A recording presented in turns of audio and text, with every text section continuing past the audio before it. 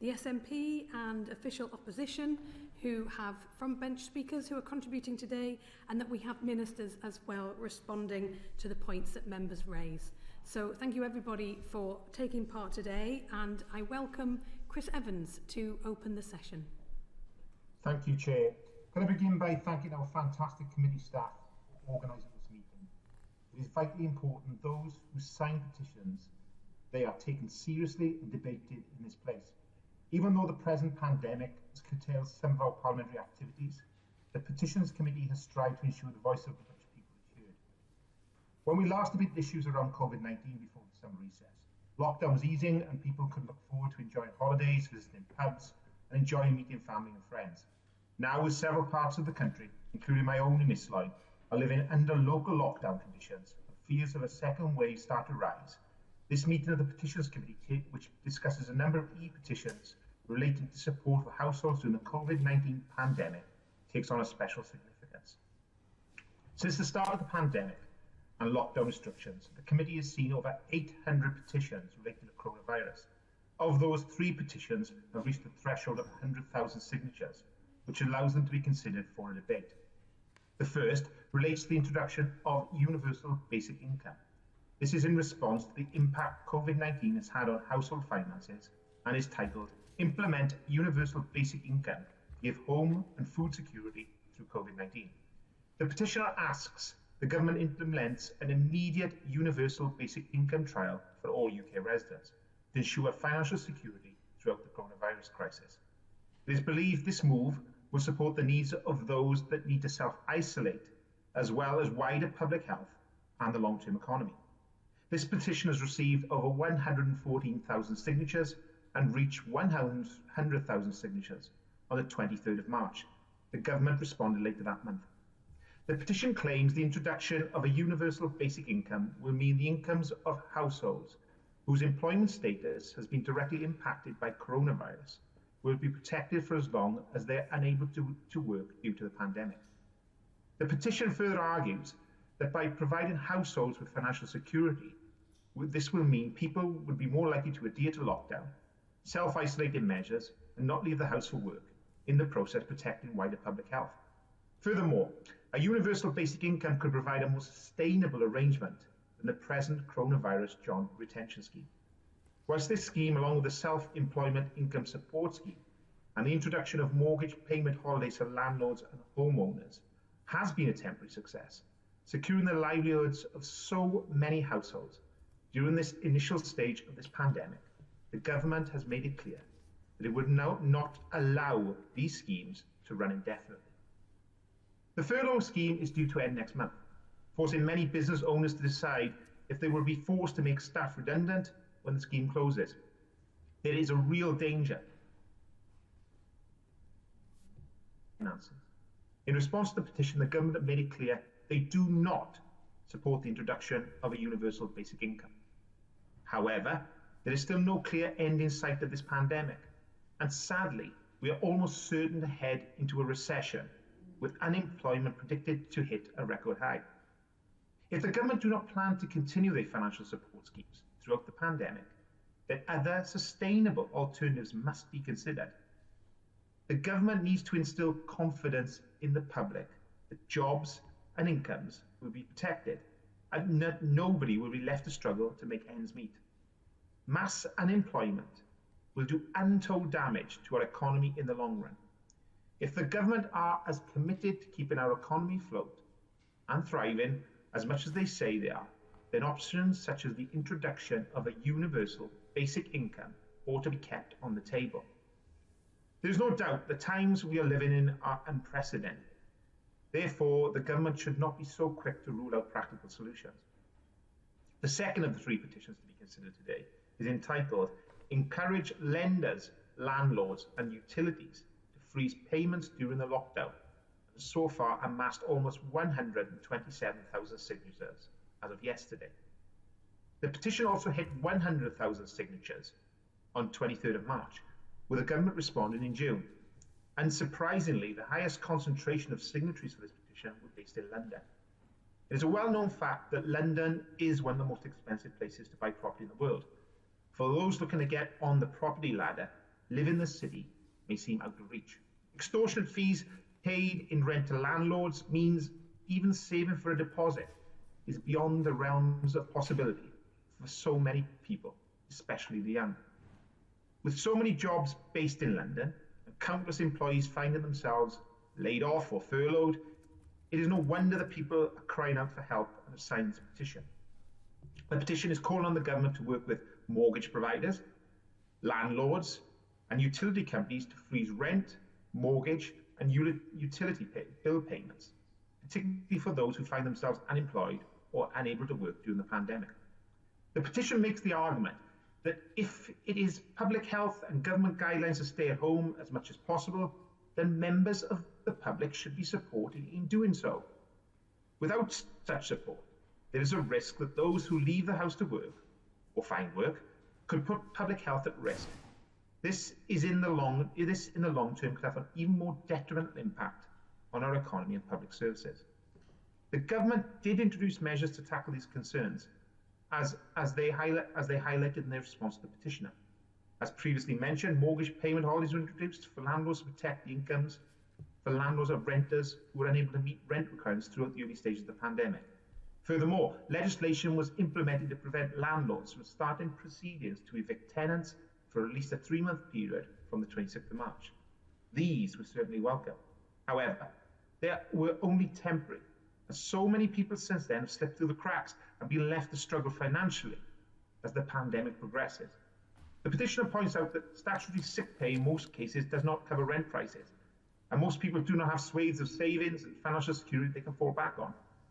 Throughout the pandemic, we have seen a worrying increase in food bank usage and the amount of people signing up for universal credit. There are warnings that poverty will increase by more than half in the run-up to Christmas, with the Institute of Employment Studies predicting there will be around 450,000 redundancies made in autumn alone. The Trussell Trust have recently received that nearly 100,000 people used food banks for the first time during the coronavirus lockdown. Last month, research from the BBC found that there had been a sharp increase in people living in commuter towns claiming benefits. This has been a dismal reality for so many households during this public health crisis. Despite the avenues of help that have been offered, temporary schemes are just not good enough. This pandemic will not magically disappear once the government's financial support schemes have closed. This leads me on to the third petition to be discussed today. This petition, which has, as of yesterday, received 107,000 signatures. It calls on the government to require council to suspend council tax payments during the coronavirus outbreak. Like the previous petition, there was a high concentration of signatures in London, particularly in the boroughs surrounding central London. There has also been a steady spread of signatures in the counties and towns surrounding London, with high numbers in the northwest and parts of Yorkshire also. After the petition hit 100,000 signatures back in April, the government responded by insisting that financial support currently provided to households across the country was adequate, citing once again schemes such as the furlough and self-employment income support scheme as positive examples. Surely these petitions and the strength of response to them just goes to show that the government need to be doing more to help, support and secure the future of households up and down the country. We risk facing an unemployment crisis this country has never seen before, with a serious risk of more people than ever before falling into poverty and possibly even homelessness. This country demands more clarity from the government about its plans to support households past the closure of financial support schemes. As mentioned, sick pay and universal credit in this country will not be able to keep households afloat. Wages in key worker jobs will not be enough to keep families on the breadline. At the start of the pandemic, the government adopted the slogan, "Whatever it takes." And yet, so many households find themselves facing an uncertain future. Most of the signatories to these petitions come from those living in more deprived areas, those who will be worst affected by a recession. These households have already suffered enough from the 10-year programme of austerity this government, in its various guises, has pursued. Households up and down the country are clearly in need of more financial support, or else why would they be calling on council tax, rent and mortgage freezes? Yes, we need to get the economy back up and running as best we can, As we've seen in the last fortnight, we cannot rush this process.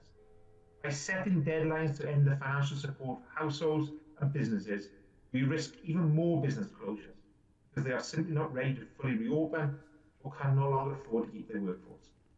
This will only be more damaging to our economy in the long run. If the government do not believe the coronavirus income support schemes are sustainable enough, then perhaps it is time we consider options like the introduction of a universal basic income, as called for in the first petition. Chair, I want to wrap up this speech where I began by thanking all the individuals who started these petitions and to all those who went on to sign them. Petitioning is often the best way for members of the public to have their voices directly heard by parliamentarians here on specific issues. The pandemic has thrown our country into uncertainty, and it often feels there is no end in sight. Therefore, it is of the utmost importance that we use our voice to speak up for all those who struggle and need help. Chair, it is no coincidence that those countries who are predicted to feel the economic impacts of coronavirus to a lesser degree have not been afraid to respond to this unparalleled worldwide crisis. So let's listen to the public. In their response today, I would urge the government to set out their plans on how they will provide support for households during and after the Covid-19 crisis, and at least provide some hope for families who are desperately in need. Thank you. Thank you. I call Ronnie Cowan. Thank you very much for this opportunity to address the issue of universal basic income and to the 114,000 people that signed the petition. The government's response to this petition is the government does not believe a universal basic income is the best method to tackle the extraordinary situation resulting from COVID-19 because it does not target help to those who need it most, which is incorrect because it does, and it helps a myriad of other people. Like all those people that fell through the cracks and were excluded, like all the people who found themselves registering for universal credit, the 5-week wait time, like all those mothers on maternity leave. No one is left behind with UBI. That's the beauty of it. And it's not just for times of national crisis. I've supported basic income for years. I was the first MP to bring forward a debate in Westminster on the subject on the 14th of September 2016, which is shameful, as it's an idea that's been around since ancient Greece. This is not some new, hot, fashionable soundbite that's flavour of the month and will disappear overnight. From the philosophy of the Charter of the Forest in 1217, through Thomas More's Utopia in 1516, and Thomas Paine's Rights of Man in 1791, and even Richard Nixon in the 1960s US of A, the idea has been considered, and now its time has come. For it to be a true basic income, and not just another branch of welfare, it has to be unconditional or universal. It's not a handout, it is not charity, it is not a benefit. That way we streamline the administration and remove any stigma attached to it. Ideally, it would not be temporary either, because strictly speaking, temporary isn't unconditional. But there are questions that need answered, and that is why these pilot schemes are so important. And a UK-wide scheme would, even if it was only run for a short period, mean that we'd created a database of all recipients and bank details to pay the income. Currently, we don't have such things, and they would be very valuable going forward. Pilots have been run around the globe, and we learn from each one, and some of the lessons are worth repeating. UBI does not make people indolent. UBI reduces poor mental health. UBI empowers women. UBI recompenses unpaid carers, and UBI provides a platform for everyone, including those of a more creative leaning to follow their dreams. And it's worth telling this true story one more time. There's a woman that worked in an accounts office, and she also did babysitting to make more money. But because she had 2 jobs, she never had time to focus on her dream of writing a book. On Christmas Day, the folks she babysat for gave her a cheque, equivalent to a year's salary, basically a basic income, with the understanding that she would dedicate a year to writing. She did, and Harper Lee wrote To Kill a Mockingbird. How many Harper Lees are there currently not getting the opportunity to fulfil their dreams? In Scotland, the Scottish Government provided £250,000 for a feasibility study, and that report suggested 4 pilots to be run covering 2 different structures of basic income. The pilots would run for 3 years and cost £186 million. But we can't run them until HMRC and DWP get on board, as we're not prepared to treat the participants like laboratory rats. We need to know that during the pilots and at their conclusion, the people taking part will be taken care of and not punished for not seeking welfare for 3 years. As always, the big question is, how much do people get paid and how will we pay for it? Well, the pilots have been very specific incomes and we know their costs, but out with that on a national scale, estimates vary. But it will almost certainly be more than the existing welfare system. But we can offset that with a more progressive tax system, including land reform tax and enforcing payment for multinational conglomerates. There are many variations of this, but there's no hiding from the fact that people will have to pay more tax. But remember, those same people will also be receiving UBI.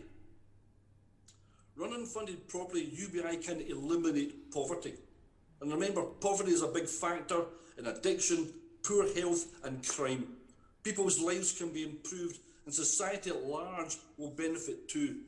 There will be cost savings in the NHS and the judicial system.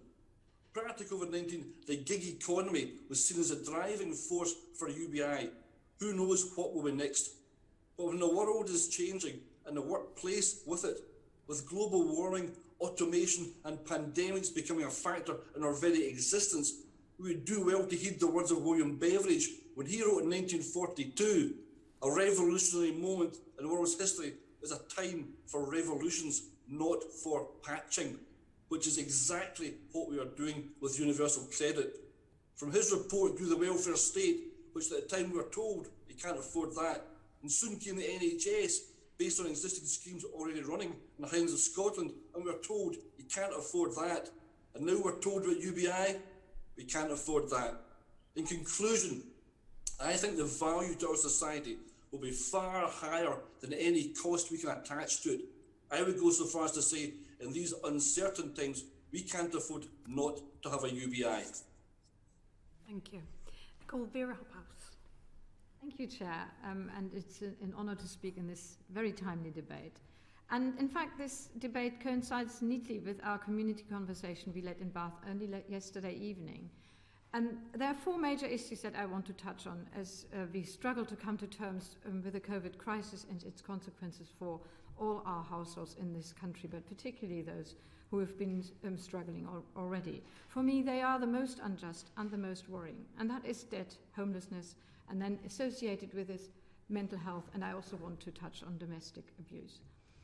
We don't yet know the full economic fallout of this pandemic, but we do know that many of our constituents have been struggling, and struggling even before the crisis. Sadly, we can anticipate that many more people will now experience financial hardship. The reality is that COVID has shone a light on the poverty gap in this country. Across the UK, there are 3.5 million additional people now in the benefit system. And debt is a major cause of anxiety, stress, and even trauma. 6 million adults have fallen behind on at least one bill as a direct result of this pandemic. As the evictions ban and furlough scheme come to an end, the problem of household debt will only get a lot worse. My local citizens' advice estimates that they will see a 60% increase in need for debt support in Bath and North East Somerset. They have recently hired 5 new debt advisors just alone to help manage this crisis. And the need for support is great. It will only get bigger. If nothing is done, we risk leaving many households trapped in unfair and unaffordable debt for years to come.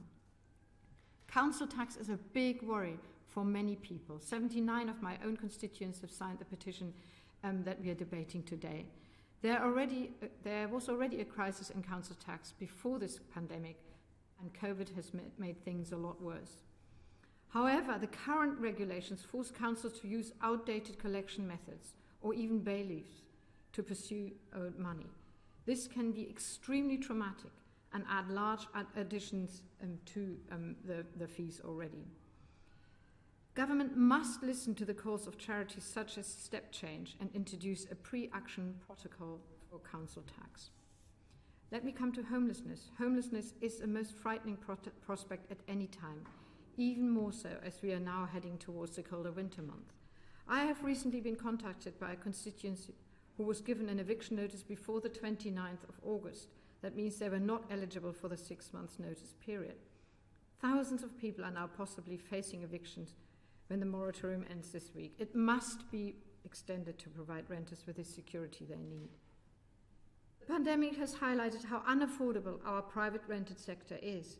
The breakdown of a private sector tenancy is the biggest form of homelessness, and we cannot address homelessness unless there is a public sector infrastructure project to build at least 100,000 new social homes for rent every year to make up for the many lost and socially rented homes.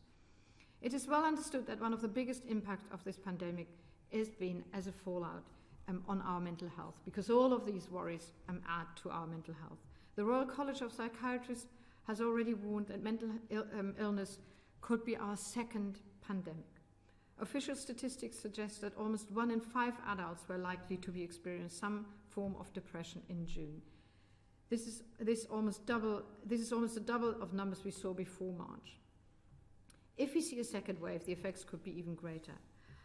I know that the picture is similar in Bath. Local organisations have supported higher numbers of our residents than ever. Since lockdown began, Bath Mind has had a 100% increase in calls from people experiencing isolation and anxiety.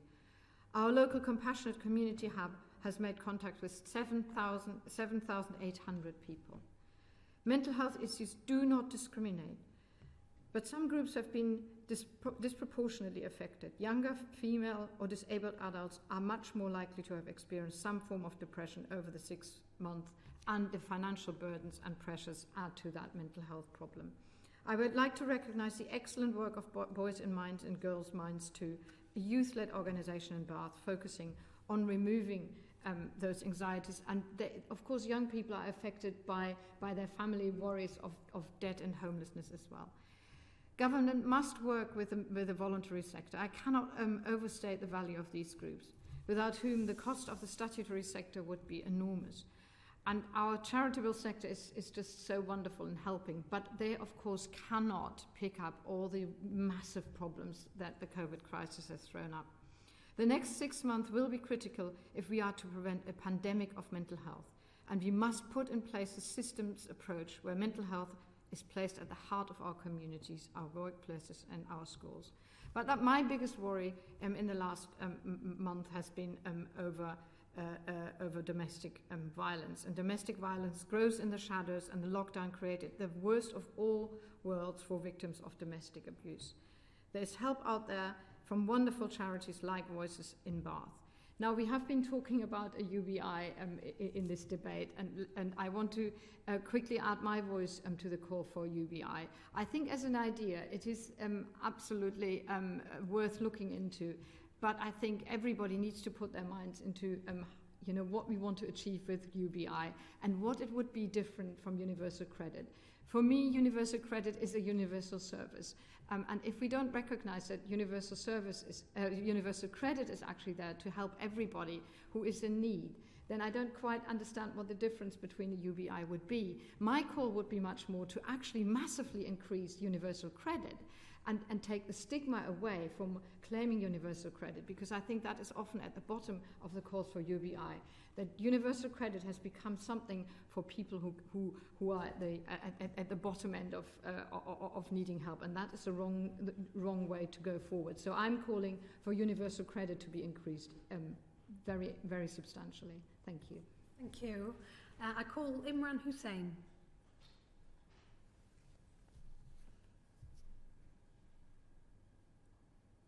Imran? Thank you, Ms. McKinnell. It is, of course, a pleasure to serve under your chair, and I firstly want to begin by thanking the Petitions Committee for securing time for this timely and very important debate today. I also want to agree with some of the very important points that speakers have made before me, and also thank the opening speaker, my honourable friend, who made some very pertinent and substantial points. Ms McKinnell, 6 months ago, the government told us that they would do whatever it takes to protect jobs and support households through this pandemic. But in this time, we have seen serious flaws, gaps and outright omissions in support, some of which have been highlighted just now. Whilst the flagship furlough scheme was the right decision that saved thousands of jobs that would otherwise have been lost, many who were not able to rely on it or excluded from it have received insufficient support. As a result, they have seen their health, their finances and their families put at risk by these serious pressures and challenges that they have faced. Nowhere is more evident than in the support provided to low-income households asked to self-isolate because they are experiencing coronavirus symptoms or because they have been in contact with an infected individual. Now, whilst the government will tell us that those self-isolating can claim sick pay or another similar scheme for the 10-day isolation period, both of these payments fall well short of the minimum wage. The minimum wage currently calculated at £8.72 per hour, working out to around £340 each week for an average of 39-hour work week. Yet someone on sick pay will receive just £95.85 each week, working out at just £2.45 per hour for the same average hours. Indeed, the Health Secretary himself claimed he could not live on such a low rate, yet ministers continue to fail to grasp the problems created by a low rate of sick pay, not just for households, but for our efforts to tackle this virus spread. Those in low-paid roles are just one missed paycheck or one low-wage packet away from poverty, as they simply do not have the savings to fall back on, and the current rate of sick pay cannot make up for lost earnings. Consequently, they face the difficult choice between going to work and risking infecting others or self-isolating and being unable to make rent, pay bills or put food on the table. Now, for many, that is just how extreme life on the edge of poverty is. And it demonstrates how important it is for the government to support these households by increasing the rate of sick pay to that of the minimum wage. In waiting, Ms McKinnell, in waiting until the 11th hour to extend the ban on evictions, permitting bailiffs to resume work and allowing many companies and lenders to charge extortionate rates of interest to those who are most desperate, the government are failing to accept and are actively turning a blind eye to the consequences of this pandemic, as many businesses still face challenges in returning a profit and thousands remain jobless. In my own constituency of Bradford East, this week saw a rise of 235 in the number of people unemployed on the previous month's figures, with more than 1 in 10 out of work in total, and even those who kept their jobs are facing a reduction in their hours. What this means is that thousands face drastically reduced incomes, leaving them unable to cover rent or interest payments and at serious risk of destitution because of coronavirus. Until there is a return to normality, those who prey on the poorest and those schemes that hit the poorest cannot be permitted to resume, and the government must support these people. I also want to touch briefly on the impossible situation that many individuals and households in Bradford have also been put in by the government's exclusion of certain groups from their support schemes, imposing an arbitrary cut-off date for the furlough scheme and conditions that fail to reflect the reality of how many businesses operate, whilst also imposing further senseless conditions on support for the self-employed, has created huge swathes of excluded groups in Bradford and across the country who have been cut off from support. This has thrown these groups into serious financial difficulties and dragged many into poverty as they saw their incomes drastically reduced or even wiped out altogether. So, as the government seek out solutions that can replace the furlough scheme when they bring it to an end in October, they need to ensure any replacement does not exclude groups that have already been hard hit. Ms McKinnell, time not permitting, as I wind up my remarks, I want to implore ministers here today to reacquire the Chancellor's commitment at the beginning of this crisis to do whatever it takes to keep people in work and households out of poverty. The key part of this is introducing a targeted support scheme to help those sectors of the economy that face the biggest hurdles to recovery, so that we do not see a cliff edge of redundancies in just a few weeks. But just as important is raising the level of sick pay to meet the minimum wage and the rate paid for jury service, so that no one is financially punished for doing the right thing by self-isolating, and providing for a further extension of the ban on evictions, a reapplied ban on bailiffs, and a freeze on extortionate interest payments that hit the poorest in society the hardest. Thank you. Thank you. I call Bel Rabirati. Thank you, Chair. I'd like to associate myself with all of the remarks made by previous speakers. I think it's very, very important that we've been able to have an opportunity to raise these issues as per the petitions that were put down. Now, the coronavirus pandemic has been difficult for everyone, and it's exacerbated just about every single inequality that we already see in society. In my constituency and beyond, thousands have fallen behind on their rent, and whilst the government has heralded schemes that were introduced as a saving grace for renters and others alike, the reality is that they don't go far enough and are far behind what's being offered in countries of similar economic standing in Europe. It's not escaped the public's attention that the government actually introduced help for homeowners by the way of a mortgage holiday, but for renters no such scheme was introduced. Instead, they've been forced to rely on the generosity of landlords to lower their rents for the lockdown period, or insufficient support packages, bearing in mind that for some of these landlords, the rent which they're being paid is their income in itself. This pandemic is unprecedented, so the 3-month eviction ban initially was welcome, but now that we can see that it's not enough, it has to be extended. It was more welcome news today that the government actually announced that businesses will be protected from evictions until the end of the year.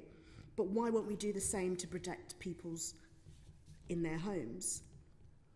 A recent report by the Greater London Authority saw that about 500,000 private renters in London are at risk of potential eviction from this Sunday, with approximately 65% of households in Lambeth living in rented accommodation. Now, I worry what this will mean for my constituency, Streatham. The 6-month notice period for evictions on all cases, barring serious incidences, is also welcome, but it's not an overall solution. This is why I support Labour's London Mayor Sadiq Khan's call to freeze rents in London to help prevent a wave of evictions. Now, you've heard already that the government's promised that it would do whatever it took in this pandemic, but that rings hollow when it's unlikely that the government will devolve powers over to City Hall to be able to support Londoners in this way. It seems that the government has chosen to kick the issue further down the road and has made the issue of mass evictions a post-winter problem, but it simply cannot wait. Job losses and industry closures have resulted in a rising unemployment rate, which will only worsen when the job retention scheme winds down. And many have found themselves delving further into poverty, unable to afford the cost of food and increased utility bills on top of their rent payments. Food banks are overwhelmed. The Trussell Trust, for example, have seen an 81% increase in food bank usage. Those eligible for the job retention scheme have been living on just 80% of their wages, and too many have been forced to make the difficult decisions about which bills to pay. Workers who are unable to be furloughed but have had to self-isolate for health reasons are left to live on £95.85 a week on statutory sick pay, yet the average weekly rent in the UK is £246 a week, and the average weekly food bill is over £100. And this is all before I mention the 3 million people who have been excluded from support packages entirely. Arbitrary cut-off dates, a lack of consideration for more complex payment methods, certain industries, those on parental leave, and a whole range of personal circumstances affecting eligibility has through no fault of their own, left 3 million people excluded from any form of financial support during the pandemic. Without a regular income and adequate financial support to see them through this crisis, people will be forced to burn through their savings if they have any. And we already know that Shelter has found that 2/3 of renters have used all of their savings during this period. In the worst case scenario, this will leave people unable to buy the basic things they need to survive, and that's why I believe we need an emergency universal basic income now to make sure that the millions who've seen their income slashed can support themselves over the coming months. And we need a plan to make it permanent in the future to address all of the inequalities we see in society. That would be levelling up. Now, the disastrous universal credit scheme is not the answer. Just a mere 10% of those who have been excluded have been able to make a successful claim, from plumbers to dentists, photographers to therapists, barristers to performers. Far too many have been left to slip through the cracks, and the government has stuck its fingers in its ears and refused to listen to them, leaving thousands in dire financial situations. We all know the pandemic is far from over. With winter approaching, we don't know how this will impact the infection rate, if sectors are forced to close, and rumours of another national lockdown. Employers will be forced to let people go. People will be faced with harder decisions, forced to choose between rent, food or heating, all of this in the 6th largest economy in the world. Now, according to the RSA, a universal basic income of just £4,800 per person a year could reduce relative household poverty by up to 33%, which would make a massive difference. I would say that this is a global pandemic, it is completely unprecedented, and it's brought unprecedented problems. We put the support schemes in place, the government put the support schemes in place that they did in March, and they were tried and tested, and we've seen there are not enough. They've merely delayed certain problems. And when the pandemic in the winter brings with it so much uncertainty, the government must intervene. And this is why we really do need that universal basic income as soon as possible. So I commend all of those that put their names to petitions. I've seen such a greater wave than we've ever seen before of people getting involved and lobbying MPs and calling for what they really need in this very, very difficult time. And I hope that it's not something that we'll see in desperate times, but it's something that we'll see moving forward. Thank you very much. Thank you. I call Lynn Brown. I'm grateful. And it's a real pleasure to follow on from my honourable friend from Streatham.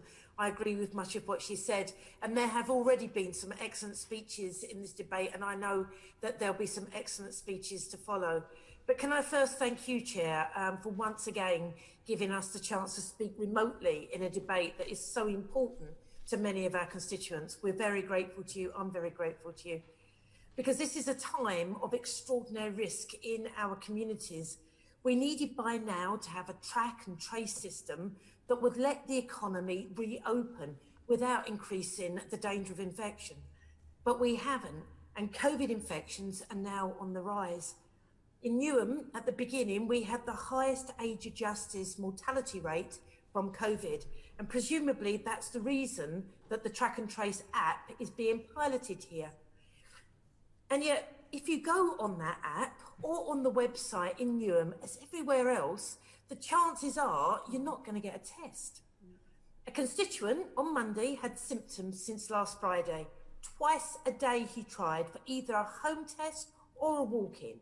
Neither option was available to him at any point. Another needed test because his 10-year-old and 14-year-old children both had symptoms. And between Thursday of last week and Sunday, he and his wife tried over 30 times to get any kind of test, and we were told over and over that nothing was available. People need tests so they can go to work, so their children can go to school, so they can do the things that we want them to do. And people need tests so that our society and our economy can function better, so that jobs and life chances are saved. Sadly, risk to life is rising, not falling, and the threat to the economy is dire. The preparations made over the summer clearly weren't good enough. And as a consequence of these failures, livelihoods as well as lives are at stake. In West Ham, we have had the highest number of jobs furloughed in the country, almost 30,000 people in my constituency alone. And that support is being withdrawn. And I am so worried about what the next months are going to bring. The sectors that have been hugely affected by this pandemic desperately need government support. And most of all, that means the leisure and hospitality sector, our nighttime economy, our arts and creative industries, events and weddings, travel and aviation. And all of these industries are important to jobs in my constituency. And because of low wages on the whole in my constituency, people overwhelmingly don't have savings or other income to fall back on. So with this pandemic on the rise again, the government has got to face the fact that for these industries, things may get worse and not better over the coming months. So I hope ministers today who are in the room will be able to explain how the government is listening to sectoral organisations and trade unions to offer people support. The government's also got to listen to organisations like Excluded UK. We can't allow the self-employed and others who've been locked out of government support so far to continue to be excluded. If the government doesn't act, I feel terrible consequences for Newham this autumn. Families in my constituency will be pushed further into poverty. Unemployment will rise and the economy will be damaged for years. But let me tell you about Bob. Bob is nearing retirement age. Throughout the pandemic, he's worked on the buses, allowing NHS staff and others to make essential journeys. Given his age, we know, and Bob knows, that he has faced serious risk as a key worker himself, and tragically, he has lost friends and colleagues to COVID.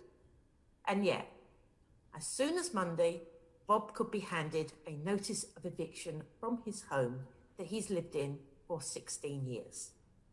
Bob's got nowhere else to go that is going to be affordable to him after he retires.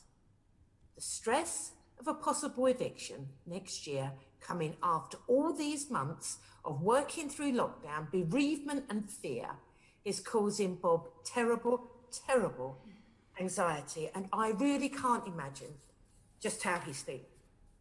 But Bob's story illustrates the financial insecurity of many families in West Ham. The Trestle Trust predicts a further 61% increase in the need for emergency food parcels by December. And unless the government steps in effectively, 6 food parcels will need to be given out a minute to stop children going hungry. It's an utter disgrace and totally avoidable in a country with the wealth such as ours. During the first lockdown, 100,000 families used food banks who had never ever used them before. How many more will be using food banks for the very first time this autumn? And what's that going to do to them? This government's job is to protect other people's jobs and support family incomes so parents can put food on the table and keep the heating on this winter. Let me quote what the Chancellor said back in March, because he offered real genuine hope to many of my constituents when he said, "You have not been forgotten. We will not leave you behind. We are all in this together." But sadly, the flood of emails I've received during this terrible pandemic demonstrates these words ring hollow.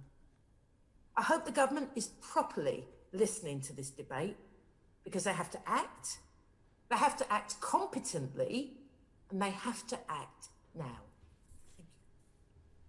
Thank you. I call Beth Winter. Thank you, Chair, and thank you for the opportunity to speak in this extremely important and timely debate. And I also want to extend my support to the comments the previous speakers have made. And while I endorse all 3 petitions, I am going to focus on the petition on UBI in my contribution. The Covid-19 pandemic has laid bare the extent of poverty and inequality in our society. In my constituency of Cynon Valley, a quarter of people live in poverty, but almost a third of children suffer poverty, one of the highest rates in the UK.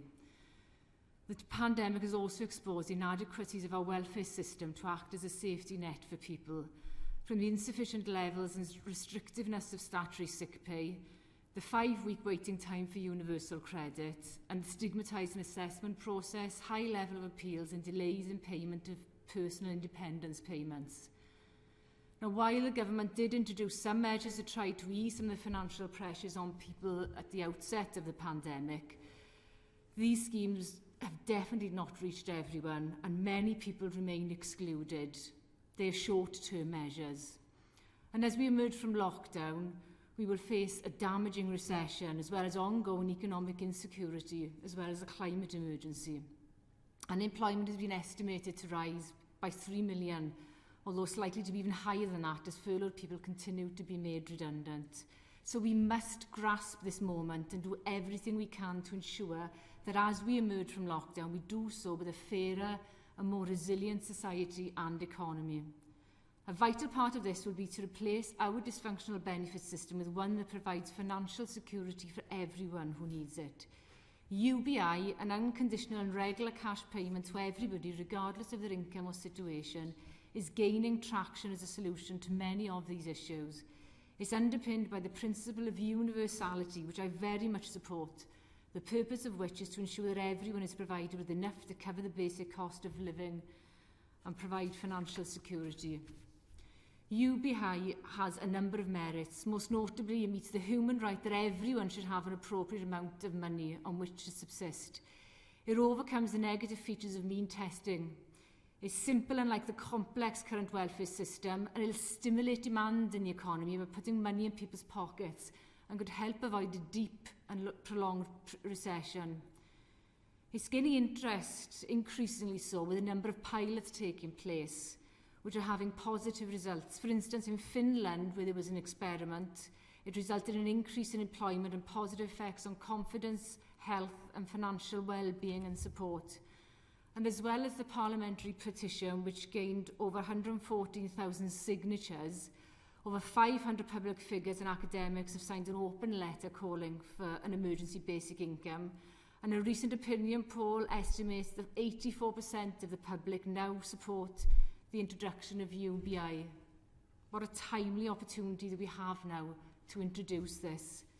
Now in Wales, we have a very positive opportunity in terms of UBI. We have a Future Generations Commissioner, and she has come out very strongly in support of UBI, as well as a 4-day week, as a real solution to help people out of poverty and aid the economy.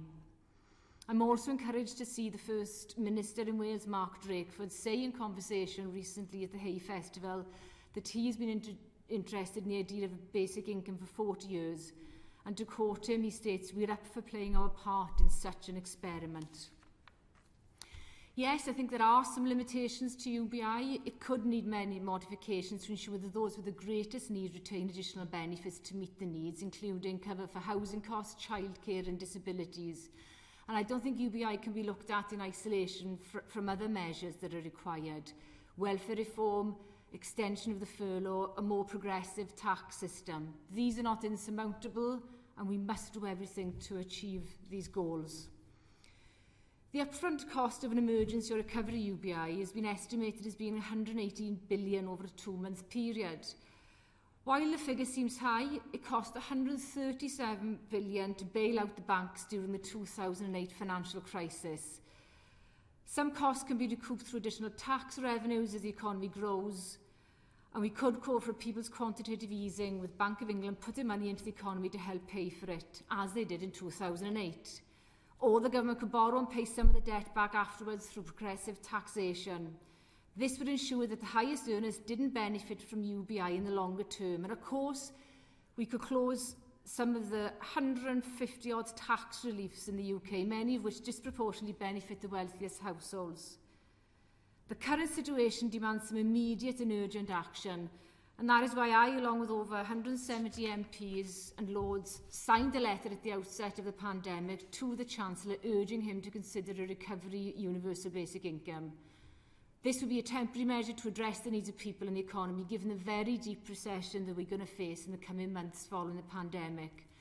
And I'm also extremely privileged to be a co-chair of the cross-party parliamentary and local government working group on UBI. We had our launch yesterday, and this is quite a unique group because it's inclusive. It's not just parliamentarians. We've also got local authority councillors, mayors, and we'll have local constituents involved with this.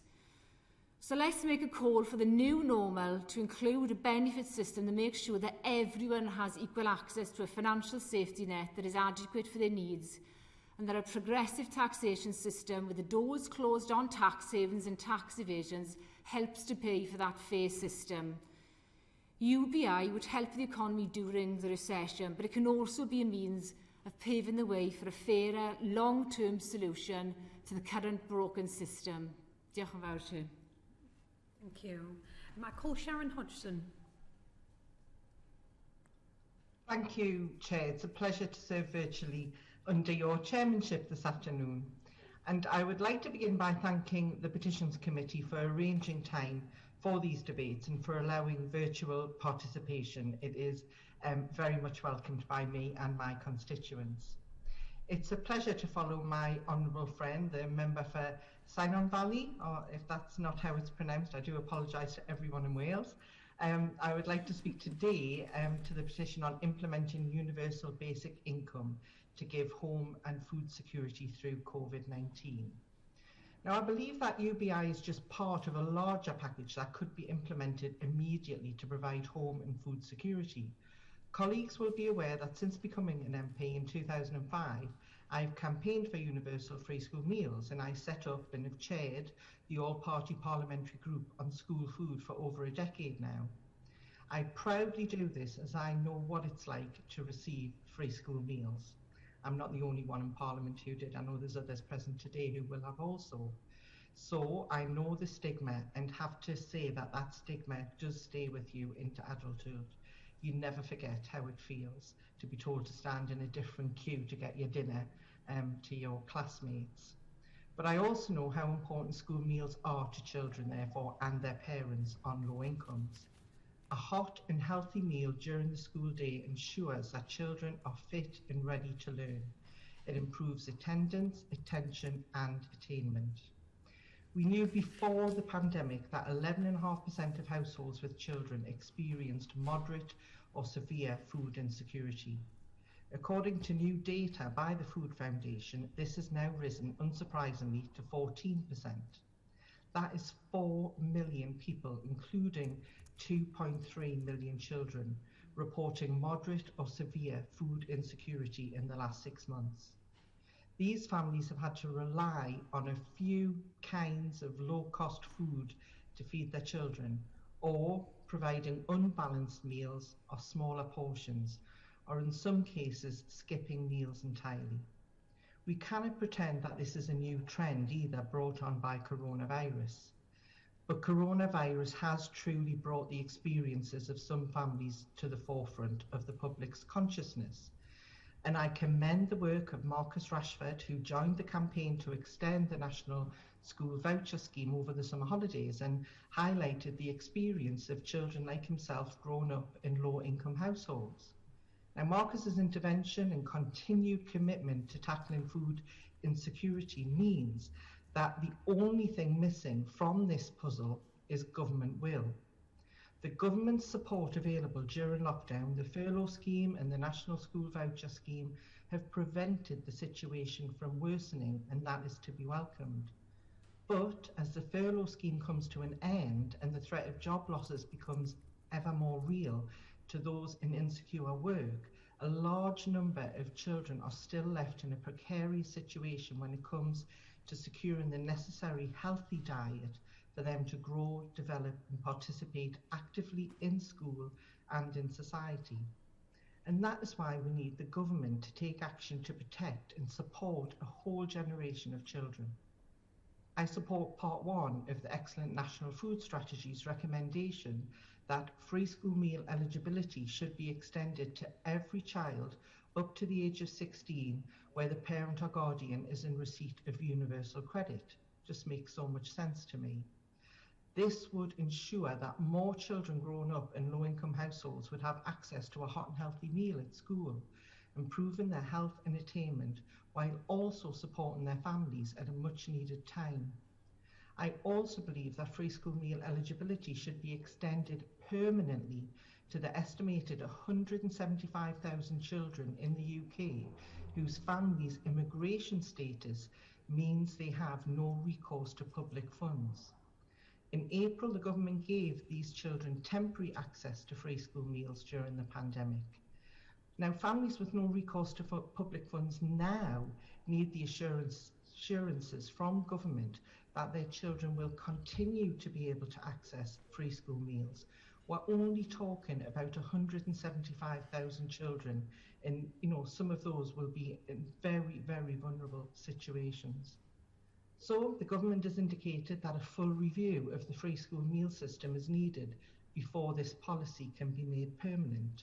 I just think it needs just a signature on it from a minister to make it permanent. It doesn't need a review to do something like that. So can the ministers today therefore outline the nature, scope and timetable of this review?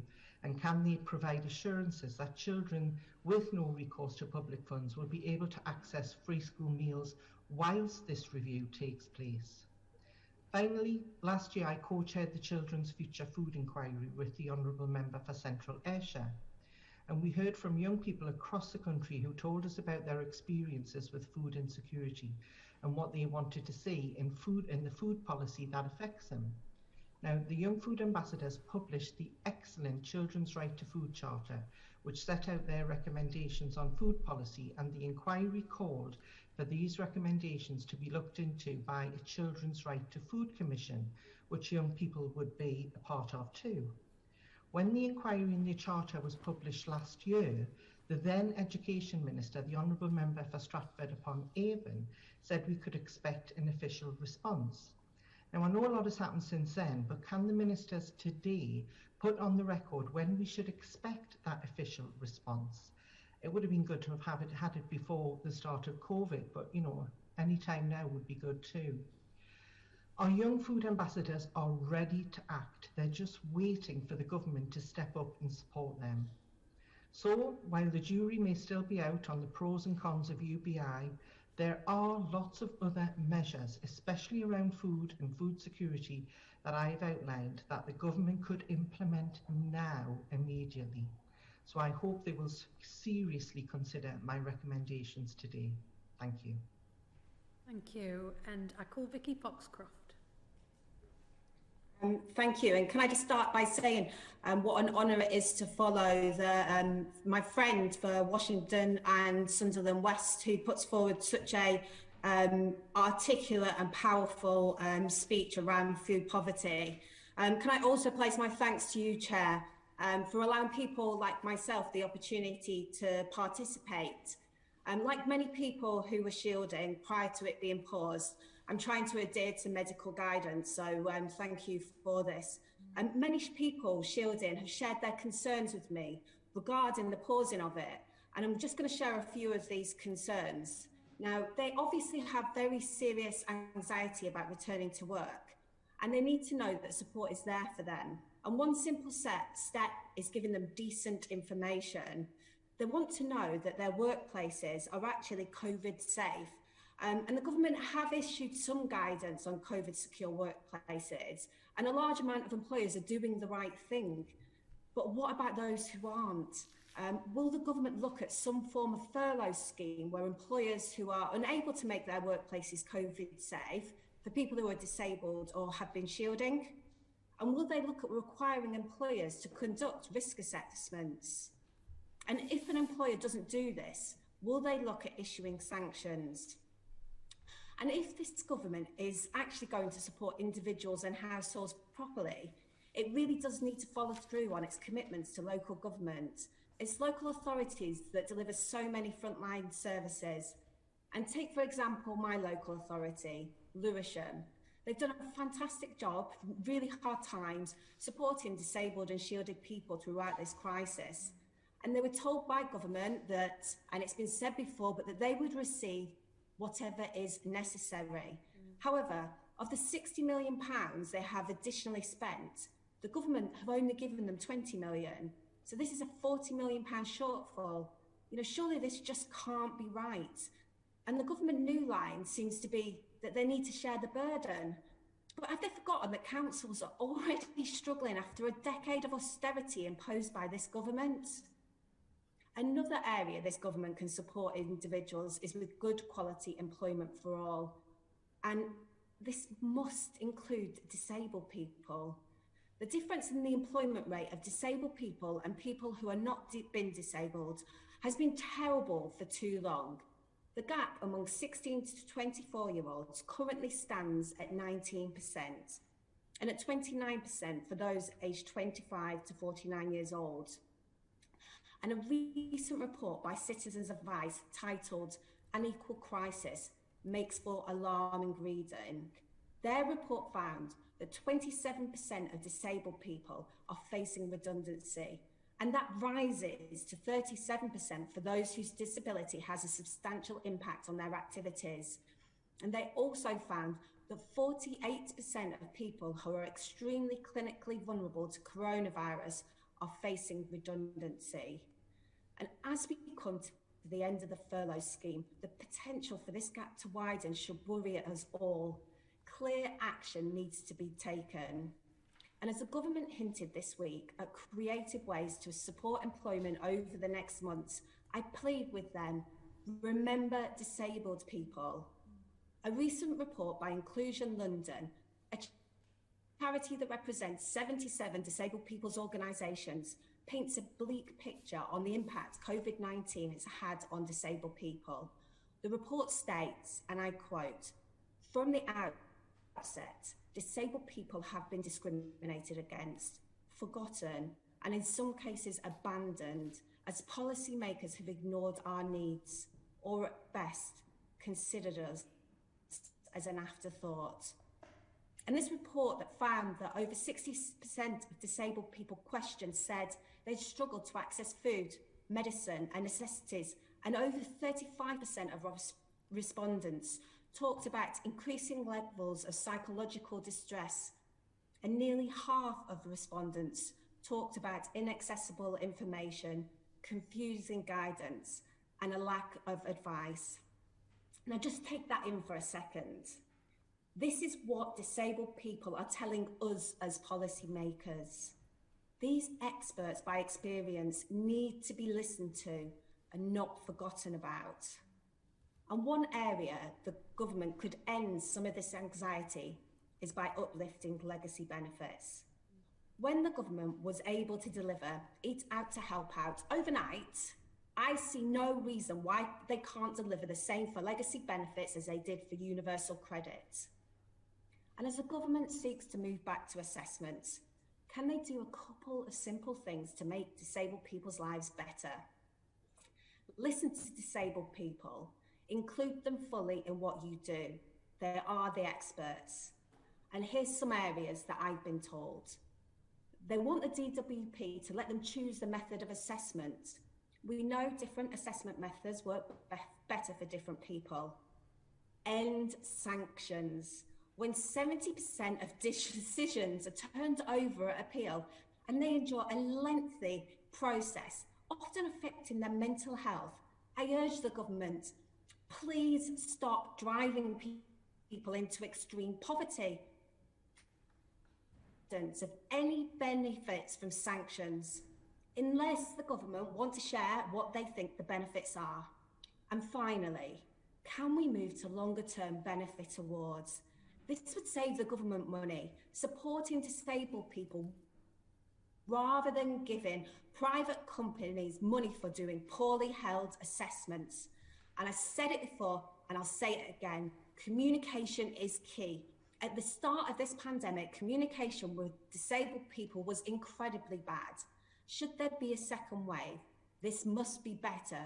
So will the Minister commit their government to ensuring that disabled people and those shielding are fully consulted on all the next stages? Sadly, I fear the Minister may not address this point. Thank you. I now call Marion Fellows to speak for the SNP front bench. Thank you, Chair. And my thanks also go to all the petitioners, the Petitions Committee, previous speakers, and I won't name them all, but I have to have a word for the previous speaker, the MP for the Honourable Member for Lewisham. I couldn't agree more with what she said about disabilities, people with disabilities, and the work has to go on, and their lived experience has to shine through government policy across the UK. The Covid-19 pandemic has exposed the shortcomings of the UK's social security system, which has been well documented by the UN Special Rapporteur and poverty organisations, and it strengthened calls to further explore how a universal basic income could provide support to people and reduce poverty. A group established to explore the feasibility of conducting a citizens' basic income in Scotland released its final report in June. The group concluded that while a basic income pilot is desirable, it's not feasible within the current devolved settlement, as necessary welfare and tax powers remain with the UK Government through the DWP and HMRC. And Scotland's Community Secretary, Elaine Campbell, has already written to UK ministers urging them to engage constructively with the Scottish Government on this matter and discuss next steps towards a universal basic income pilot. Even with a pilot, it should be understood that such a systemic change to the welfare state would take many years to introduce. And at the moment, measures introduced by the UK Government in response to Covid-19 fail to provide home and food security for all. UBI would be a financial lifeline for people and allow them to live with a degree of security. However, it isn't a cure-all, and it has to be complemented by other social policies, namely policies which tackle the cost of living. For example, the issue of runaway and rip-off rents. Your home is an essential expense, whether someone is working or unemployed.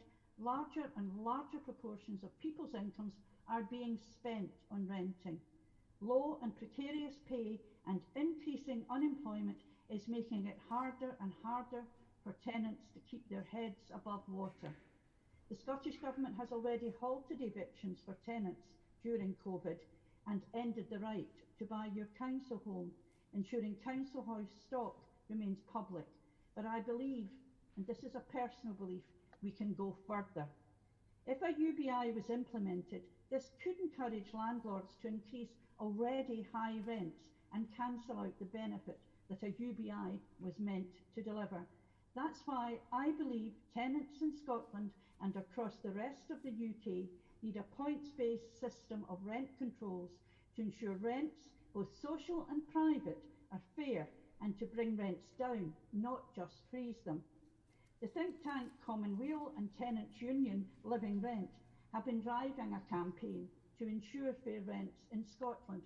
Several other European countries have implemented rent controls, so there are plenty of case studies and examples to draw from. Having already left the self-employed high and dry by ending the self-employed income support scheme last month, and having constantly ignored SNP demands to fill the gaps in the job retention scheme, the Chancellor is now determined to cut its vital support entirely. While Ireland, France, Germany and other countries have already extended their furlough schemes, Scotland has been prevented from taking this crucial action. Thousands of Scots stand to lose their jobs unnecessarily, and this is reflected across the UK.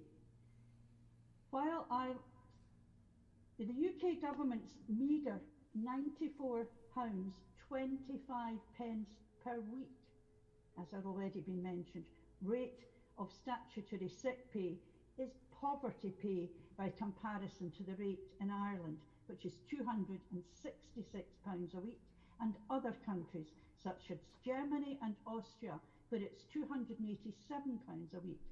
The UK has the second lowest rate in the EU.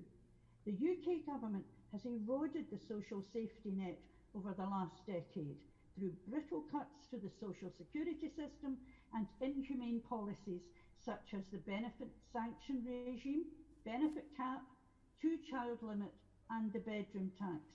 Even with the temporary £20 a week increase to the universal credit standard allowance that the UK government called generous, people out of work today are still £1,000 a year worse off compared to 2011, and that's according to the Joseph Rowntree Foundation. The DWP's £20 per week increase also excludes people claiming legacy benefits, many of whom are sick or disabled people and carers and people affected by the benefits cap. An extra 31,000 families UK-wide have become subject to the benefit cap due to the DWP's increase to universal credit and LHA, and taking the total number of affected families to around 129,000 across the UK. The UK government has consistently refused SNP calls to extend the furlough scheme, making a one-off emergency basic payment, increase statutory sick pay and to strengthen the UK's social security system for everyone. In response to the outbreak, the SNP have repeatedly called on the UK government to extend the furlough scheme to protect people's incomes and strengthen gaps in support to ensure no one is left behind, to urgently roll out an emergency basic payment to help families in financial difficulty due to the current crisis. An emergency basic payment would be a one-off payment during the pandemic, which is not the same as introducing a UBI. We want the government to increase the rate of statutory sick pay in line with the real living wage and the weekly earnings threshold removed so that all workers can receive statutory sick pay irrespective of their weekly earnings or NI contributions. We need this government to uplift the child element of universal credit and child tax credit and to lift children out of poverty. We want to make permanent the £20 uplift to universal credit, a move echoed by the Trussell Trust and the Joseph Rowntree Foundation, and to extend this uplift to all legacy benefits. We want them to introduce a non-repayable grant at the start of a claim for universal credit instead of a loan. This would address the 5-week wait. We want this government to bring in those excluded across the UK, approximately 3 million people. We want them to increase local housing allowance in line with average rents locally and to scrap the benefit cap, the two-child cap and the sanctions regime, whatever it takes, to coin a phrase.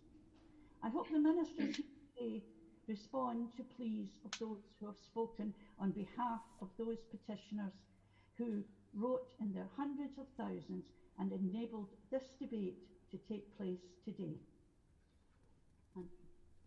Thank you. I now call Nashar to speak on behalf of the Labour Front Bench. Thank you. Thank you, Chair.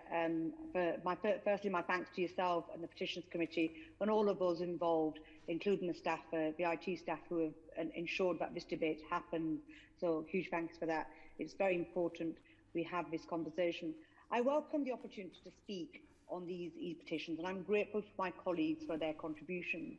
The issues that these petitions raise are an important part of how we react as a country to the unique circumstances which this pandemic presents, both for our society as a whole and for individuals, families, employers, businesses and councils. Members will be aware of the concerns that my front bench colleagues have consistently pressed with government, even as we have sought to do so wherever possible in a constructive and bipartisan manner. Labour believes that a universal basic income would not have been the correct response to the Covid-19 pandemic for 4 principal reasons. Firstly, we were keen, as were both employers and trade unions, to ensure that the government was supporting jobs and keeping a link between employers and their staff. And for that reason, we welcomed the furlough scheme with which the government delivered, which preserved that vital link.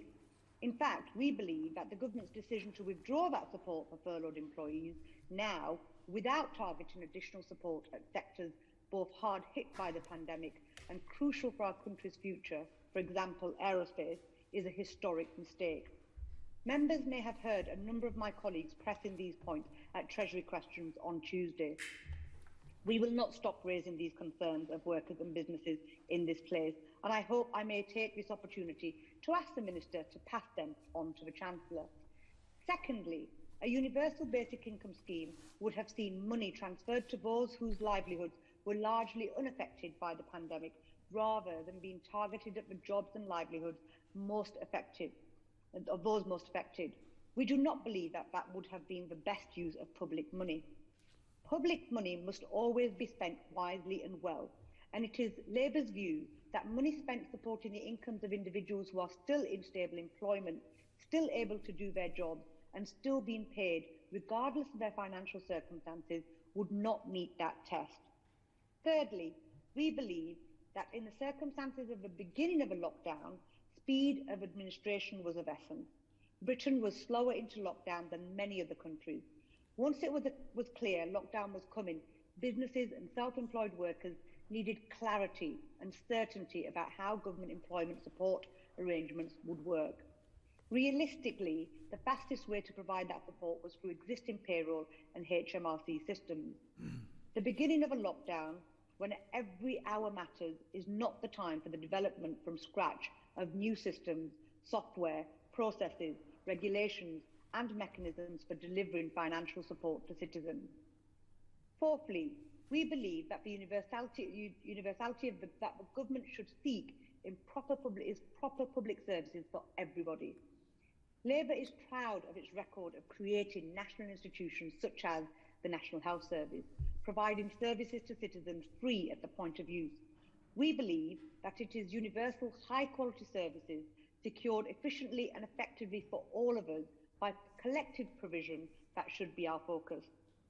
The principle that by the strength of our common endeavour we achieve more than we do alone applies to public spending as much as to political organisation. None of those considerations, however, represent in a way a rejection of the premise of the petition. That is the role of a government to help provide security for people, and that providing security includes ensuring they can make decisions for themselves and their families which keep a roof over their heads and food on the table. That brings me to the second of petitions we are discussing today. As the petition observes, statutory sick pay does not cover most people's rent, and many people do not have savings. And if we don't support these people, we risk forcing them to go to work when they shouldn't be doing so. Labour agrees wholeheartedly with these points. The Right Honourable Member for West Suffolk has himself admitted he could not live on statutory sick pay. We have repeatedly urged the government to make a proper assessment of what the level of statutory sick pay is, so that no one is put in the situation to which the petition refers. My honourable friend, the Member for Horton and Sunderland South, drew attention earlier this summer to the situation, disclosing the government's own data of individual savings on the eve of this pandemic. Too many households in this country had none. Huge growth in secure work and 12-year wage squeeze has left millions with neither a penny of savings nor the financial security they bring. There are now over 20 million adults with no savings, an increase of almost 3 million since 2010-11. The number of working-age adults with no savings has also risen by more than 2.5 million since 2010-11. The number of adults without savings has increased across every age group compared to 2010-11. The biggest increase has been people aged between 50 and 59, with an increase of over 960,000. This is followed by a significant rise in the number of people in their 30s without savings, up by over 670,000 over the decade of Conservative government. Turning to housing, members will be aware that Labour has repeatedly called on ministers to ensure that no one who rents their home loses it as a result of the Covid-19 pandemic. The government was right to put in place an eviction moratorium earlier this year, but it cannot be right to pull it away without a credible plan to ensure that no one loses their home as a result. Members will also be aware that Labour has demanded that the government improve the support offered by the existing support for mortgage interest scheme, including cutting the waiting time and urgently reviewing the level and threshold of support for the Social Security Advisory Committee. No one, whether they have a mortgage on their home or rent it, should fear for the roof over their head simply because of the pandemic. My honourable friend, the member for Bristol West, urged ministers only early this week to extend the eviction moratorium past this Sunday until they have a credible plan to ensure people do not lose their homes as a result of the pandemic. Again, it is not too late, but as it stands, thousands who rent their homes face a financial cliff edge. Lastly, the third petition focuses on council tax payments and on the funding of local government, and therefore the wider issue of how our local authorities are funded at this difficult time. While the government's hardship fund for those in receipt of working age council tax support is welcome, there is a wider issue here around the promises made to councils at the start of this pandemic. The Right Honourable Member for Newark promised councils in March that this government stands with the local councils at this difficult time. He assured them everyone needs to play their part to help the most vulnerable in society and support their local economy. The government will do whatever is necessary to support these efforts. He has spent 6 months retreating from that position. The reality is that very many councils are on the brink of bankruptcy because of the cost of tackling Covid-19. While any help is welcome, if the government breaks its promise to fund the costs in full, councils will be forced to cut back services like social care, youth activities and bin collections, and closed libraries and leisure centres might never reopen. What these petitions have in common is a deep concern that the government's economic and fiscal response to this pandemic lacks an understanding of how people in this country live their lives and of how our economy works. People want to know that if they are asked not to go to work, they will not lose out. People want to know that if they fall ill, they can still feed their families. People want to know that the pandemic, which has already taken so many lives, will not also take their home. People want to know that the services on which they depend will be there when the pandemic is over. People do not expect handouts from the government, but they do expect fairness. In times like these, the role of government must be to provide security in every sense for all its citizens, and my colleagues and I will continue to press the government to face up to the challenges which face us all. Thank you. I call Will Quince, the Minister for Welfare Delivery, to respond to the debate. Thank you, Madam Chair. And may I first place on record my thanks to the committee for choosing this important subject, and to all members for their contributions, which I'll do my best to respond to, specifically relating to universal basic income. UBI is a perennial issue, and in my time within the DWP, it's reared its head several times. But its supporters still remain unable to answer very many of the key questions which undermine its appeal. Firstly, let's not underestimate the scale of what UBI entails. This is a cheque written by the government to every person in the United Kingdom, regardless of their age, wealth or employment status. And for me, this raises three very important questions which remain unanswered. 1, how do you afford it? 2, how do you deliver it? And 3, and finally, and perhaps most fundamentally, what would the actual impact be? Firstly, turning to cost. A 2018 report by the Centre for Social Justice found that giving every working age adult in the United Kingdom £10,000 per year would cost in the region of £400 billion, rising to well over £500 billion if you wanted to extend that to everyone over the age of 16. Now, making the payment equivalent to the average universal credit claim of around £16,000 per year, far more than proposed by most UBI advocates, which I hasten to add, would cost in the region of £670 billion for all working age adults. That's 5 times the NHS spending in 2018-19. Madam Chair, these numbers are absolutely eye-watering. I would hasten to add that these were simply raw numbers of the payout under a UBI scheme, and what they don't include is costs of delivery. So let me turn to delivery. My department and HMRC have done exceptional work throughout the pandemic to stand up new services and increase capacity of existing ones. We've been able to move quickly to support over 9 million people through the CRJS, the furlough scheme, and since mid-March have accepted over 3 million new claimants to universal credit. However, Madam Chair, this will pale in significance when compared with the infrastructure and bureaucracy required to deliver a nationwide UBI, particularly in the midst of a global pandemic. On the contrary, in universal credit, we have one of the most advanced welfare systems in the world, and despite its detractors, it has successfully met the demand of a hugely increased caseload and demonstrated the scalability required to meet future pressure. Looking to replace this system at potentially astronomical cost would provide little benefit to anyone, not least those who rely on our welfare safety net the most.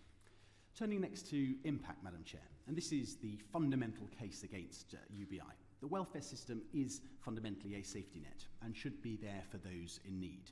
So making billions of pounds of payments to the wealthy and those who do not require them is wasteful in any environment.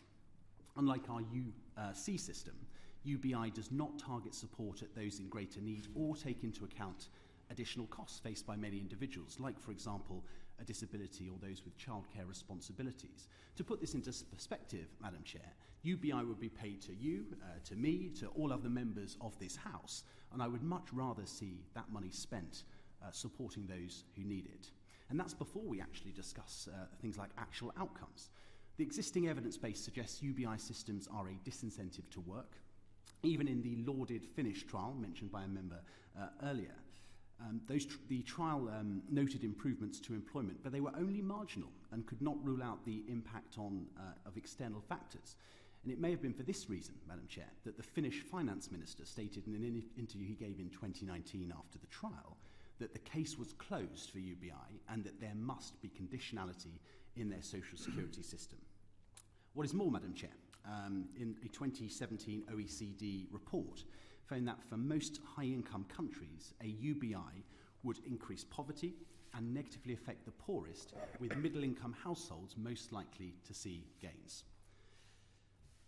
I know time is short, Madam Chair, but to conclude, the government remains wholly unconvinced of the case for a universal basic income. We've taken steps to address home and food insecurity brought about by this pandemic, notably by temporarily increasing the generosity of universal credit by around £1,040 per year, uplifting LHA rates to the 30th percentile, putting an average £600 back into people's pockets, providing millions to food charities to help get food to those who are struggling, DFE providing free school meal vouchers as part of their COVID summer food fund. I think some £380 million has now been claimed as part of that fund. DEFRA providing £16 million for food charities to support those who are struggling and delivered over 4.5 million food boxes to vulnerable people who were shielding. This has only been possible, Madam Chair, against the backdrop of a welfare system that's been technically capable of meeting the challenge of hugely increased demand and targets appropriate support at those who require it, with many of those who need to access UC being able to access and receive funds within 72 hours. This pandemic has shown UC to be the right approach for the United Kingdom. Universal credit simplifies the benefit system, promotes and incentivises work, and provides targeted support for those in need in a way that is affordable to the taxpayer, challenges that UBI simply would not be able to meet.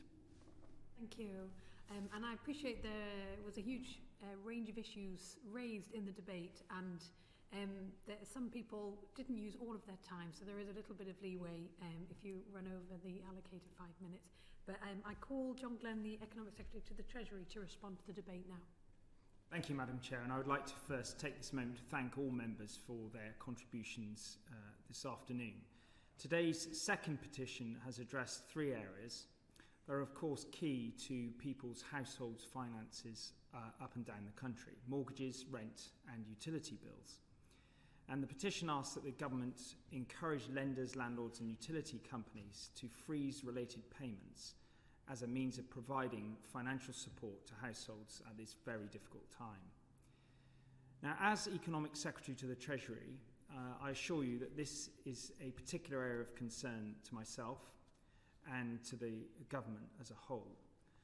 The government understands the challenges facing households across the country, and it's been working very closely with the industry to ensure appropriate support is available to help to alleviate financial strains.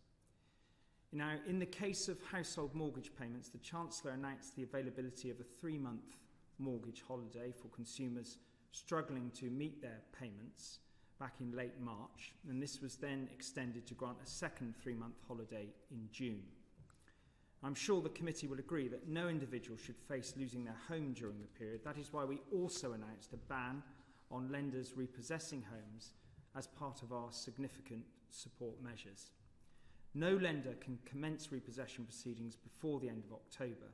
And the Financial Conduct Authority published new guidance on Monday this week, setting out how lenders should treat customers after that time. Helpful though it has been, an automatic entitlement to payment holidays can only be a temporary solution for customers facing difficulties. Lenders must take the individual circumstances of their customers into account and offer them appropriate forbearance options, which will vary in individual circumstances. And the government continues to engage with lenders to ensure they provide the support consumers need in light of the challenges they face. I would like at this point also to respond to the point made by the Honourable Lady, the Member for Bath, who also referred to debt advice. The government announced on the 9th of June an additional £37.8 million for debt advice and continues to monitor that provision carefully.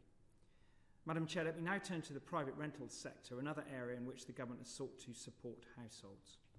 The government has announced an unprecedented package of measures to help individuals struggling with rental payments during the pandemic. The government protected incomes through the Coronavirus Business Job Retention Scheme, subsidising 80% of wages during the pandemic. Alongside this, the government has also ensured that renters have been protected from eviction by agreeing with the courts to stay possession proceedings for a total of 6 months. Provisions are now in place to safeguard private renters from evictions through the coming autumn and winter in all but the most egregious cases, ensuring that tenants and landlords have the support they need. Madam Chair, the third area is addressed. The petition addressed the issue of utilities, and here too the government has sought to alleviate the financial pressure on households. On the 19th of March, the Secretary of State for Department of Business, Energy and Industrial Strategy announced the government has secured an industry-wide agreement to a set of principles to support consumers impacted by COVID, thereby protecting the domestic energy supply of those most in need during the pandemic. There has been a freeze on energy disconnections for those on regular credit meters, and in cases where people with prepaid meters are unable to top up due to self-isolation, suppliers can offer either postal delivery of top-up credit or automated top-ups. Energy companies are also offering forbearance to vulnerable customers on a voluntary basis. OVO Energy has established an 80 million hardship fund as one of the several suppliers who have set aside funds to support their customers in need. The UK's major telecommunications providers have also committed to working with customers who found it difficult to pay their bill as a result of COVID to ensure they were treated fairly and appropriately supported. And within the household water sector, water companies have stepped up action to support vulnerable customers struggling to pay their water bills. And this includes actively offering payment breaks, adjusting payment plans, simplifying the process of customers accessing additional support. So, Madam Chair, the government has worked hard to support millions of households and will continue to look at ongoing needs. Thank you. And finally, I call Luke Hall, Minister of State for Regional Growth and Local Government, to respond to the debate. Thank you, Madam Chair. It's a pleasure to serve under your chairmanship, and after serving 2 years on this committee, it's a privilege to speak in front of it as a minister. Can I also put on record my thanks to the committee and the clerks for their hard work and making this format work so well in the circumstances. I think we've had an interesting debate this afternoon, 3 important topics that people have raised passionate and important issues about. I want to specifically respond to the petition regarding council tax, because as well as the unprecedented threat to public health, the COVID-19 outbreak has of course had a significant impact on many household finances, and that's why the government stepped in so quickly and I think decisively to support people who have been exposed to a wide range of financial risks, and whether that's through the furlough scheme that we've heard about, changes to the welfare system that my honourable friend has outlined, or support with council tax bills. Our response is not just focused on that medical need to save lives, but also to focus on protecting people's livelihoods too. And the discussion that we've been having around council tax and the petition's call to suspend all council tax payments during the Covid-19 is an important part of this debate. And of course, we do recognise that for many households, these have been incredibly challenging and worrying times for so many people, which would have generated pressures on finances, household bills, and of course council tax among them. It is, however, important to remember that help for households struggling with their council tax bills is available through local council tax support schemes, and that every council across England has its own scheme which will reduce the bill for low-income households in a way that reflects those local circumstances. And the honourable gentleman that opened the debate talked passionately and importantly about the demographics of the people who signed this petition, the concentration in some of the core cities and parts of the UK.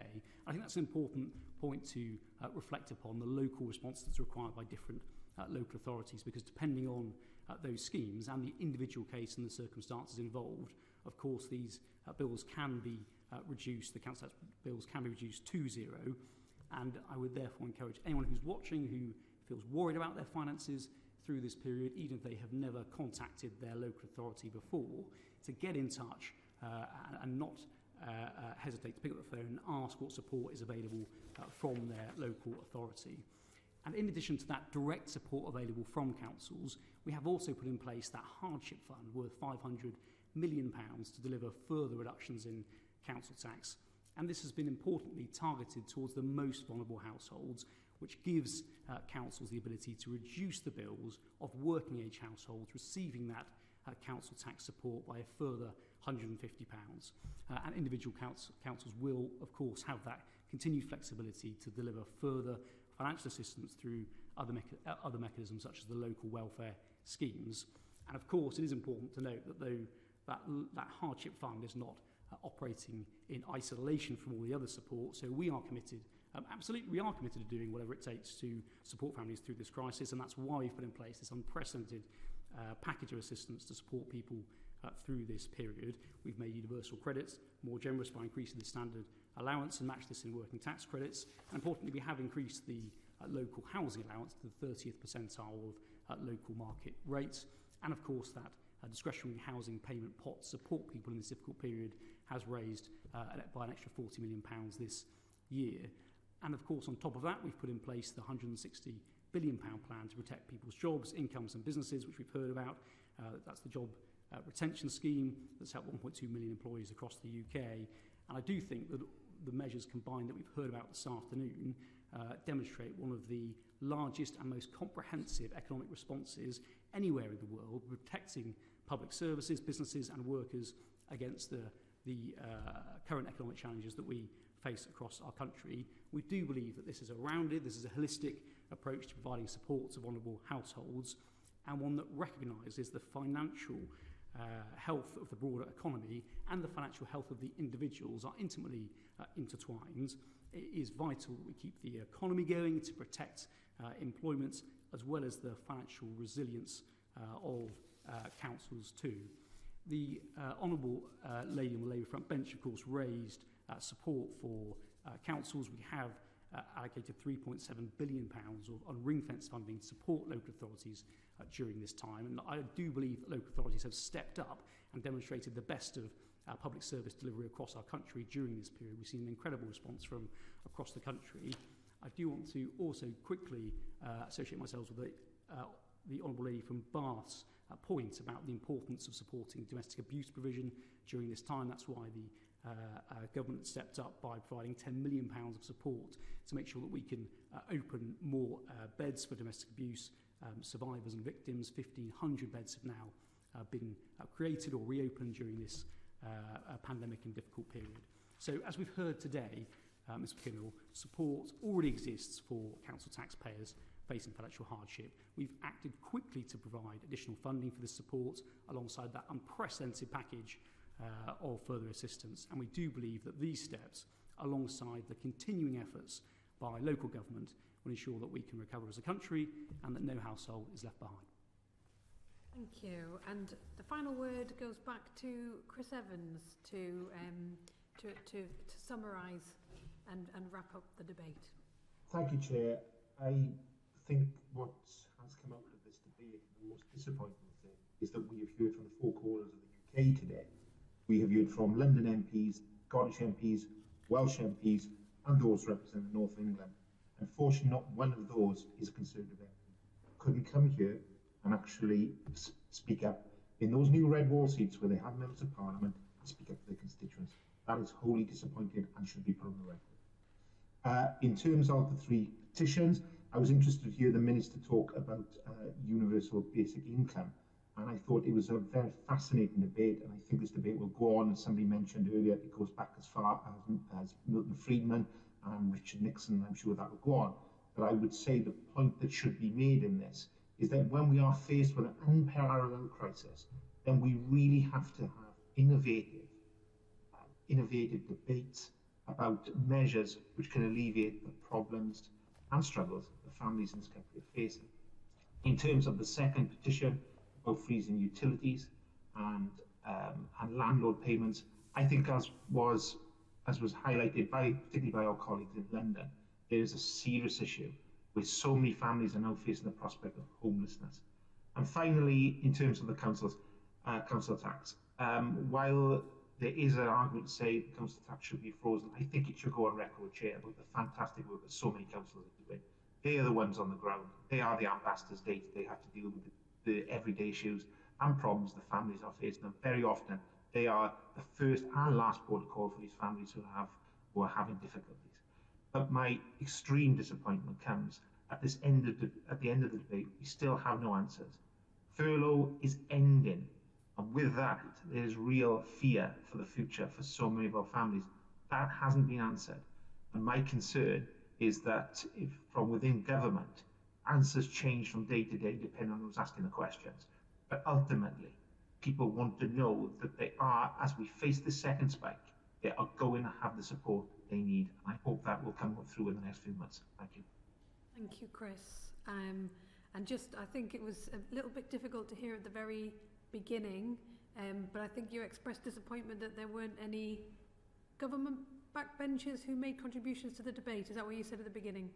Yeah, there was no Conservative MPs, yeah. Right, thank you. Yeah.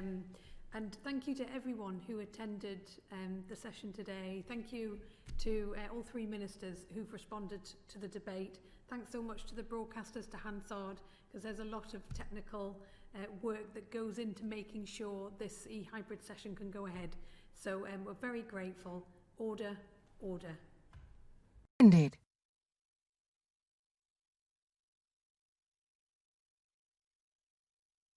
The proceeding has ended.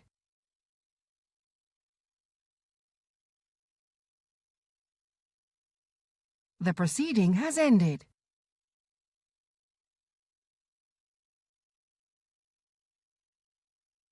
The proceeding has ended.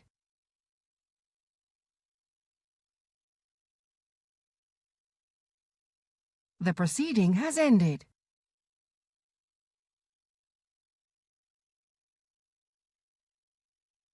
The proceeding has ended.